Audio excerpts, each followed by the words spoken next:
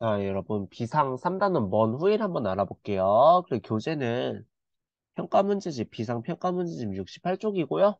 쌤이 보내준 이 평가 문제집 필기본 있죠. 그거 다 옮겨 적어주시고, 공부 스스로 하신 다음에 이 강의 들어주시면 감사드려요.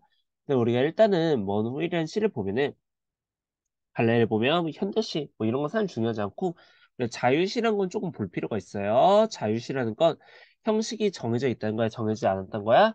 정해지지 않은 걸 우리는 자유시라고 하죠.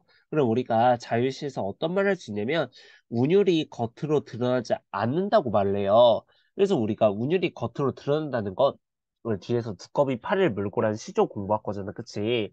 거기서는 막, 뭐, 사음보, 이렇게 딱딱딱 형식이 정해져 있고, 뭐 일정한 글자 수가 반복되고 이렇게 이제 형식이 딱 정해져 있어. 그래서 그 형식에 따라 썼다는 게 우리 눈에 팍 보이잖아. 그래서 우리가 뒤에서 두꺼운 파일 물고에서는 내줄이 아닌 운율이 겉으로 드러나는 외형율이라 할 거예요. 근데 이 머느릴 같은 시도 사실은 음보가 반복돼요. 음보가 반복되고 머느릴도 글자 수가 반복되거든요. 근데 이거를 운율이 겉으로 드러나지 않는 내줄이라 하는 이유는 이 시가 원래 애초에 정해진 형식이 있기 때문에 없기 때문에 형식이 정해지지 않았는데 그냥 시인이 이렇게 쓰신 거죠. 그래서 이런 거 같은 경우에는 우리 운율이 겉으로 드러나지 않는 내재율이랍니다. 그래서 이해하기 약간 어렵다면 그냥 우리가 알기 쉽게 자유시는 무조건 어떤 운율을 가진다? 내재율 운율이 겉으로 드러나지 않는다. 이렇게 그냥 알아두시면 될 것 같아요. 성격 보면 당연히 서정적이죠. 서정적이란 감정을 드러내는 거. 근데 사실 서정적이란 말보다 중요한 거는 진달고시래. 이 머늘에서는 여기 오른쪽에 이 말들이죠. 민요적, 애상적이다. 근데 민요적 같은 경우에는 이게 삼음보 율격을 의미한다고 말씀드렸을 거야. 그래서 음보라는 게 끊어있는 단어였죠. 그쵸? 그래서 우리가 아는 민요, 뭐 대표적인 걸로 아리랑을 쳐보면 우리 어떻게 읽어요? 아리랑? 아리랑? 아라리요? 우리 몇 번에 걸쳐 읽게 돼요? 이제 한 번, 두 번, 세 번에 걸쳐 읽게 되죠? 그래서 삼음보를 가져요. 민요 같은 경우에는. 그래서 우리가 삼음보 율격을 가지면 뭐라고 한다? 민요적 혹은 뭐 민요적 율격이다. 이런 말 할 수가 있는 거예요. 민요적 율격이다. 그다음에 애상적 같은 경우에는 이제 애상이라는 단어의 뜻을 모르는 친구들이 굉장히 많아. 고등학생 친구들 보고 굉장히 많은데 그냥 우리 뭐라 했어요? 네, 슬프다. 우리가 슬픈 걸 뭐라 한다? 애상적이라 한다. 그 다음에 당연히 반어적이다. 이런 성격도 가능하겠죠. 왜? 반대로 말하고 있으니까. 그래서 특징 보면 같거나 비슷한 시어나 시구를 반복하여 운율을 형성한다. 이거 운율을 어떻게 형성하는지 우리 볼 거고요. 자, 반어 표현을 사용해서 의미를 뭐 하고 있대요? 강조하고 있다. 그래서 여러분 우리가 반어 표현의 효과를 좀 알고 계셔야 되거든요. 반어 표현 효과. 반어 표현 효과는 일단 대상을 어떻게 표현할 수 있어? 참신하게 표현할 수 있어요. 참신하게. 그리고 뭐 어떤 말을 쓸까? 독자에게 강한 뭐 인상을 남긴다. 이런 말은 우리가 할 수가 있겠죠. 그쵸? 근데 우리가 어떤 말을 안 될까, 얘들아? 예를 들어 반어편을 사용해서 막 뜻을 명확히 한다. 맞아, 틀려요? 이건 틀리다라 했어. 왜? 단어 표현은 반대로 말하는 거죠. 그치? 그럼 우리가 뜻을 파악하기가 쉬운 거야? 어려운 거야? 어려운 거예요, 얘들아. 뜻을 명확히 한다. 이러면 틀리고, 뭐 우리가 좀 알기 쉽게 한다. 이런 말로 해도 틀리겠죠. 그쵸? 그래, 반어 표현은 참신하고 독자에 강한 인상을 남기지만 쉬운 표현은 아니란 거. 이거는 우리가 밑에 역설법이랑도 같습니다. 그래서 우리가 왼쪽에 이 단원의 학습 포인트를 보면은 이제 1번, 2번. 머늘에서 운율 형성한 요소와 머늘에서 사용된 표현 방법 이렇게 써놨죠. 사실 머늘에서 사용된 표현 방법이 우리 반어법 이런 건 다 알고 있어. 그치, 얘들아? 근데 우리가 문제는 뭐야? 만약에 뭐 머늘에서 이전노라에서 반어법이 쓰였잖아. 그럼 이전노라에 이렇게 비주쳐 놓고 미줄체인 표현이 사용된 것은 뭐 사용되지 않은 것은 이렇게 물어보는 문제가 많이 나온다 했지. 그치? 그러면 쌤이 나눠준 게 뭐야? 반어, 역설, 뭐 예시, 정리 파일을 쌤이 보내드렸죠. 그쵸? 그걸 보시고 좀 학습해달라 했어요, 여러분. 근데 머누리에서 운율을 형성하는 요소 너무 중요하죠. 그래서 쌤이 어떻게 썼냐면 비슷한 시어가 반복된다. 왜? 우리 이전노라. 네, 이전노라 같은 것도 우리 시고라고도 할 수 있어요. 시어라고도 할 수 있고 시고라고도 할 수 있어. 문장 구조가 반복된다는 건 모으면 이전노라.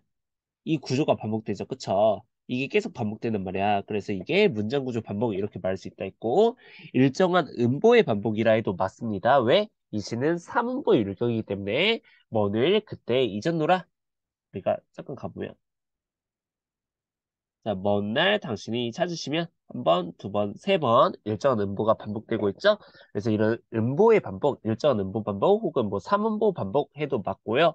그 다음에 글자 수 반복해도 맞는 말이라 했어요. 우리가 이렇게 세 번에 걸쳐 읽는다면 세 글자, 세 글자, 네 글자, 세 글자, 세 글자, 네 글자 이렇게 일정한 글자 수가 반복되죠. 그쵸? 그래서 일정한 글자 수의 반복도 맞는 말이란 거. 그래서 여기 옆에 다 써놨고 우리가 오른쪽으로 가보면 네, 먼홀에서 온유를 형성하는 요소. 그래서 이거 다시 한번 말하자면 중요합니다, 여러분. 여러분이 꼭 알아두셔야 되고요. 그리고 한 가지만 더 추가하자면 이제 일정한 글자 수의 반복, 방금도 말했던 일정한 글자 수의 반복이 일어난다. 이렇게 아시면 되고요. 오른쪽에 운율의 개념과 효과를 잠깐 살펴보면 운율이란 건 그냥 시를 읽을 때 느껴지는 말의 가락 그리고 다른 말로 뭐라 한다 했어? 리듬감이라고도 한다 했어요. 그래서 막 랩 같은 거 들어보면 막 쇼미더머니 같은 거 보면 우리가 막 그분들이 래퍼분들이 시작할 때 요 요 요 요 막 이렇게 하잖아 그치? 왜 요 요 요 요 이러면 시작하는 거야? 약간 리듬감이 생기잖아 그치? 같은 걸 반복하면 이제 리듬감이 생기기 때문에 그런 거다. 근데 운율의 효과 이거 애들이 좀 많이 힘들어하더라고요. 운율의 효과 우리가 호흡을 빡세게 해주겠어 아니면 부드럽게 해주겠어? 아니, 부드럽게 해주는 거예요. 우리가 이 리듬감이 생기면 우리 비슷한 말을 반복하는 거잖아. 그러니까 우리가 막 호흡할 때 되게 말하기 어렵지 않게 되게 부드럽게 할 수 있다는 거야. 근데 호흡을 부드럽게 해준다. 근데 시의 정서와 분위기를 어떻게 해준대요? 잘 드러내게 해준대요. 시 정서와 분위기를 잘 드러낸다. 이제 이런 게 운율의 효과라는 점도 외운다기보다는 간단히 체크해 주시면 좋을 것 같고 우리가 머누에 사용된 표현 방법 이제부터 볼 건데 이제 가정 표현 그래서 이따도 말하겠지만 지금 당신이 찾아온 상황이다 라고 하면 안 돼요. 당신이 찾아오는 것을 뭐 했다고? 가정했다고 했고요. 그다음에 반어 표현 우리가 실제로는 그렇지 않은데 반대로 말하는 걸 우리는 반어 표현이라 하죠. 그래서 표면적 의미와 내면적 의미가 다르다. 이번에 써볼까? 표면적 의미와 표면적 의미와 내면적 의미가 다른 것은 어떤 표현에 대한 설명이에요? 이 반어 표현에 대한 설명이다. 그래서 하고픈 말을 더 보였다, 강조했다 이렇게 말을 할 수가 있겠네요. 그럼 우리가 먼 휠로 가보면 일단은 우리가 이제 먼 휠을 알기 전에 이 김소월 작가님에 대해서 좀 압시다. 김소월 작가님. 자, 쌤이 지금 이렇게 써놓은 게 이제 김소월 작가님에 대한 일반적인 특징이거든요. 근데 이게 먼 휠에도 다 해당돼. 자, 봐봐. 첫 번째로 이별의 한을 다뤘다. 그래서 김소월 시인은 이제 주로 일제강점기 그 무렵에 활동하셨어요. 근데 뭐 이런 저항시를 많이 쓰시기보다는 물론 저항시도 있긴 있어요. 근데 저항시를 많이 쓰신다기보다는 우리에게 유명한 작품들은 되게 약간 이별을 다룬 작품들을 많이 접하게 되죠, 우리는. 그래서 김소월 시인은 어떤 작품을 많이 쓰셨다? 아, 이별의 한. 이 한이라는 건 어떤 이별한 뒤, 뭐, 슬픔 그런 거 있잖아. 그런 한을 많이 다루셨다. 근데 이별의 한이라는 게, 아유, 뭐야. 이별의 한이라는 게 우리 민족의 뭐다? 전통의 정서다. 우리 민족이 옛날부터 좋아했던. 그래서 여러분, 우리가 멜론 차트 1위부터 100위 보면 90%가 뭐야? 다 사랑, 약간 이별 노래 아니야? 이별 노래? 발라드는 다 이별 노래잖아. 그치? 그래서 이별의 한이라는 게 우리 민족 전통의 정서라는 거. 하지만 이 시에서 이게 되게 중요해요, 여러분. 이 시에서 상대방을 원망한다, 안 한다? 원망을 하지 않아요, 여러분. 막 원망자가 들어가면 그냥 무조건 들려. 우리가 이 시에서는 상대방을 원망한다, 안 한다? 안 한다는 거 꼭 알아두시면 좋겠고. 그다음에 사문보의 율격. 그래서 우리가 몇 번째 끈을 읽다고 세 번씩 끈을 읽고 이걸 같은 말로 우리 뭐라고도 한다? 민요적 율격이라고 한다. 그리고 화자가 여러분 이 머누이라는 시를 보면 여성 느낌 들어 남성 느낌 들어? 이제 여성 느낌이 들죠? 그래서 우리가 이건 약간 좀 성차별적인 거라서 사실 요즘에는 좀 많이 줄어든 것 같아요. 시험에 나오는 게. 근데 어쨌든 이런 말 할 수 있다는 거. 그래서 우리 옛날부터 약간 이별의 상황을 당한 어떤 화자는 여성으로 봐요. 그래서 이런 걸 여성적 화자라고 한다는 거, 여성 느낌이 난다는 거. 이렇게 알아두시면 좋겠습니다. 그리고 우리가 이제 시에 대해서 배우니까 시적 화자에 대해서 조금 말해야죠. 시적 화자 같은 경우에는 시에서 말하는 사람을 시적 화자라고 하는데 우리가 일단 먼저 알아야 되는 건 화자가 겉으로 드러나냐, 드러나지 않느냐 이런 말을 조금 할 줄 알아야 되거든요. 화자가 겉으로 드러난다는 건 우리 눈에 보인다는 거야. 어떻게 보인다는 거야? 나, 내, 우리 이런 1인칭 대명사가 사용되면 우리 화자가 겉으로 보인다고 합니다. 근데 만약에 나, 내, 우리 이런 1인칭 대명사가 없다면 화자가 겉으로 드러나지 않아? 드러나지 않는다는 거야. 그리고 우리가 시를 보면 여러분 쌤이 감기가 낫질 않고 있어. 지금 3일째 영상을 찍고 있는데 지금 오늘이 3일차인데 아직까지도 콧물이 폭발하고 이 기침이 폭발하고 막 그렇습니다. 양해 좀 해주세요. 그래서 우리가 시를 보면 자, 먼 날 당신이 찾으시면 우리 면에 살 수 있는 말 뭐라 했어? 면은 상황을 가정한 것이다. 그래서 만약에 화자의 상황은 이미 찾아온 상황이다. 내가 사랑은 이미 나를 찾아온 상황이다. 하면 맞아 틀려? 틀려요. 여러분 찾아온 상황을 뭐 했다고요? 가정했어요. 그래서 이걸 가정어법, 뭐 가정 표현 이렇게 말을 합니다.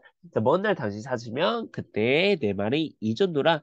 나는 잊었다고 말하겠대. 그럼 사실 우리가 1년만 떼놓고 보면은 이게 반어법이니까 약간 판단하기가 힘들어. 그럼 계속 보면 당신이 속으로 나무라면 당시 나를 속으로 야 어떻게 나를 잊을 수가 있어 이렇게 만약 나를 나무란다면 뭐라 한다면 나는 뭐라 하겠대? 무척 그러다가 잊었다고 말하겠대. 그래도 당신이 나를 뭐라고 하면 야 그래도 그렇지 우리 그렇게 사랑인데 어떻게 나를 잊을 수 있어? 이렇게 나를 나무라면 그때는 뭐라 말하겠대요? 믿기지 않아서 잊었노라. 자 여러분 잊었노라가 반복되고 있어요 그치? 근데 잊었노라 반복되고 있지만 또 우리가 볼 거는 그냥 반복되는 게 아니고 처음에는 그냥 잊었노라라고 말하겠대. 근데 두 번째는 뭐라 말했대? 무척거리다가 잊었다고 말하겠대. 세 번째는 믿기지 않아서 잊어놓으라 말하겠대. 그래서 잊어놓으라 반복되긴 한데 점점 화자의 정서가 심화되면서 반복되고 있어요. 이런 걸 우리 뭐라 하냐면 점층적 반복이랍니다. 점점 약간 심화되거나 아니면 커지는 거, 우리가 이걸 점층이라 하거든요. 그래서 그냥 반복되는 게 아니라, 우리가 처음에 이주느라, 그 다음에 무척 끓이다가, 세 번째 미시키지 않아서, 이렇게 점점 화제의 정서가 심화되고 있는 거거든요. 1년에서 이렇게 내려갈수록 화제의 정서가 심화되고 있는 거야. 이런 걸 우리가 뭐라 한다? 아, 점층적 반복이라고 한다. 화제의 정서가 점점 심화되고 있다. 근데 이 점층적 반복 같은 경우는 학교쌤이 말 안 해주셨다면, 뭐 굳이 달달 외울 필요는 없어요. 그리고 마지막 년이 제일 중요하죠. 마지막 년 보면은 자 오늘도 어제도 안에 있고 먼 훗날 그때 잊었노라 이렇게 말하고 있어요. 그래서 여러분 사실 봐봐 어제는 안 잊을 수 있어. 왜? 과거니까 어제 못 잊고 오늘 잊을 수 있지, 그치? 근데 오늘도 못 잊었다는 건 내가 결국 잊었다는 거야, 못 잊었다는 거야? 못 잊었다는 거죠, 그쵸? 그러면 뒤 앞에서 이 잊은 노라가 다 뭐인 거야? 다 아직 이루어지지 않은 일인 거야, 다 구라인 거야. 근데 화제는 뭐라고 하고 있냐면 먼 훗날 그때에는 내가 진짜 잊었다고 말하겠대. 그럼 우리가 추측해 볼 수 있겠죠? 그 먼 훗날 미래에는 화자가 당신을 잊을 수 있을까? 아니, 잊을 수 없을 거야. 그래서 우리가 여기서 중요한 건 뭐라고? 이준노라, 이준노라, 이준노라, 이준노라 이게 다 뭐라고? 반어법이었다고. 그래서 이게 다 반어법임을 드러내는 연은 몇 년이에요? 4년인 거예요. 아, 과거도 못 잊었고, 오늘도 못 잊었다, 현재도 못 잊었다, 그러니까 미래에도 못 잊을 것이다. 그래서 여기 이준노라가 다 반어법이구나. 이걸 드러내는 연이 몇 년이다? 4년이다. 이렇게 아시면 되고. 그래서 여기 써놨죠. 현재도 못 잊혀주는 건 당신을 아직도 많이 뭐하고 있다? 그리워하고 있음을 드러낸 거다. 이 말들이 다 반적 표현이었음을 드러낸다. 그리고 우리가 이 마지막 사연에서 어떤 말 할 수 있냐면 다양한 시가 공존한다 이런 말 할 수가 있어요. 자, 과거 있고 현재 있고 미래 있죠. 우리가 있을 수 있는 시제가 다 있는 거야. 그 다양한 시제가 한 년 안에 있죠. 그쵸? 그래서 다양한 시와 공존한다 또는 우리가 이런 걸 모순된 시제가 있다. 이렇게 표현하기도 합니다. 우리가 과거, 현재, 미래가 다 있는 거 좀 이상하잖아. 근데 모순된 시제 이렇게 표현하기도 하고요. 네, 운율 형성 방식 아까도 중요하다고 강조했죠. 그쵸? 우리 한 번만 더 어떻게 우리가 반복할 수 있어? 뭘 반복하고 있어? 그래, 첫 번째로 잊었노라라는 시어 혹은 뭐 시고를 반복한다 해도 맞는다 했고요. 또 모면 뭐뭐 잊었노라 이렇게 비슷한 문장 구조 반복된다 해도 맞습니다. 그다음에 우리가 일정한 음보의 반복, 민요적 율격, 삼음보가 반복되고 있다. 또는 세 글자, 세 글자, 네 글자, 세 글자, 세 글자, 네 글자 이런 일정한 글자 수가 반복된다 해도 맞는다는 거. 이제 이렇게 반복하면서 우리가 운율을 형성하고요. 이 이전 노래를 반복하면서 그리고 또 당연히 강조하는 효과가 있겠죠. 타자가 하려는 말을 강조한다. 아니면 뭐 분위기를 형성한다. 이렇게 말해도 다 맞는 말이라는 거. 그리고 여러분 오른쪽에 이거는 그냥 짜투리인데 학교쌤이 말 안 해주셨으면 모르셔도 돼요. 여러분 이게 한 년에 몇 줄씩 있어? 몇 행씩 있어? 이제 두 행씩밖에 없죠. 그쵸? 그래서 이런 한 년에 두 행 구성에서는 우리 어떤 말 쓸 수 있냐면 어떻게 시행이 복잡하고 간결할까? 되게 간결하다고 말을 해요. 그리고 시가 되게 시는 원래 압축적, 함축적인 문학이지만 그 중에서도 더 압축적이다. 그다음에 여백의 미가 느껴진다. 여백의 미라는 건 우리가 막 예를 들어 뭐 본기를 보면 조금 이렇게 좀 가득 차 있잖아. 그치? 근데 먼 후일은 이렇게 여백이 많아. 그래서 이 빈 공간에서 느껴지는 아름다움 우리 뭐라 해요? 여백의 미라 하죠. 여백의 미 혹은 뭐 동양적 아름다움 이런 말을 하기도 하는데 이런 말은 학교쌤이 안 하셨다면 그냥 넘어가시면 되고요. 오늘 여기 부분에 집중해주면 됩니다. 그래서 우리가 먼 포인트 일단 반어적 표현이 사용됐던 거 그럼 반어가 뭔지 반드시 정확히 알아둬야겠죠? 그럼 반어가 뭐야? 화자의 의도 말하는 사람의 의도와는 반대로 표현하는 걸 우리는 반어적 표현이라 해요. 표면적 의미와 내면적 의미가 다른 거. 그 다음에 우리가 운율 형성 방식 배웠죠. 그쵸? 운율 형성 방식. 우리가 앞에서 뭐 이런 식으로 하고 있구나. 정리했고요. 그 다음에 우리 뭐 가정 표현 이런 것도 중요하고 여기 위에 원망이 있다 없다? 원망이 없다는 것도 되게 중요하다 했어요, 여러분. 일단 뭐 이 정도로만 봐주시면 될 것 같습니다. 그러면 우리가 본길로 한번 가볼게요.